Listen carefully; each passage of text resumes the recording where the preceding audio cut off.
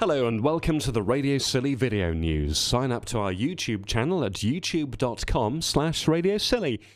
The annual St Martins Fete's been held. The usual contingent of visitors from off-islands and locals mixed together for an afternoon of cake, fun, games and fundraising around the pool green.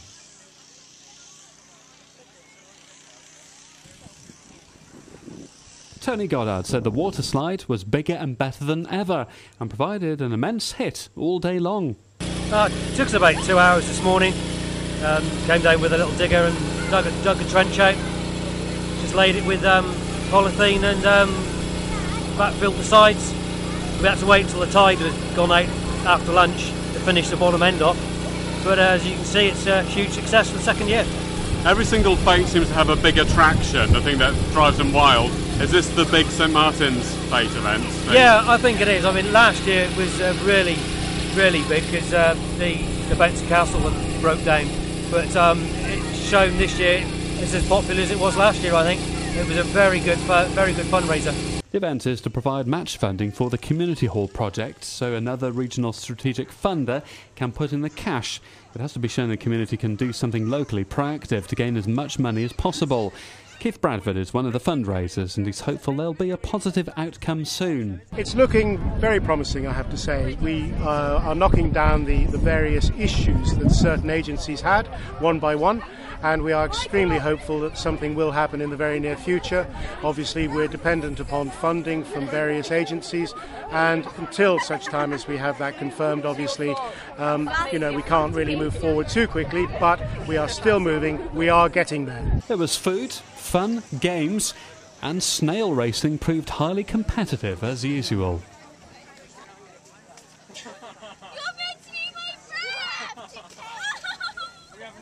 Yellow's making a break for it.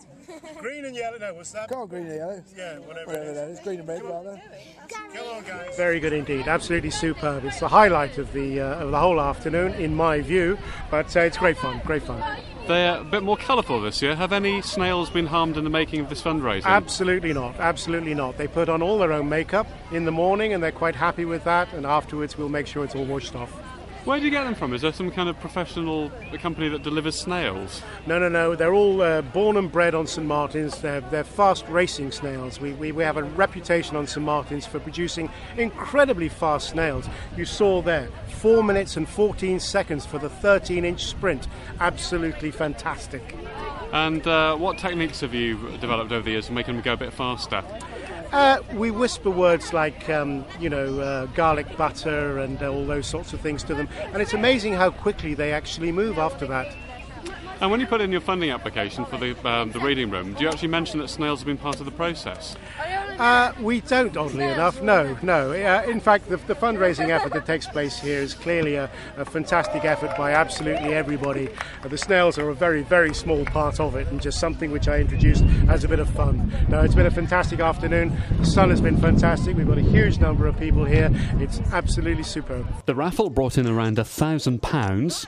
And Treasurer of the St Martins Reading Room Appeal, Cheryl Davis, says they collected just over £6,662, which they think is brilliant. She'd like to extend a big thank you to everybody who came on the day and supported the St Martins community, and everybody who worked so hard to make it happen.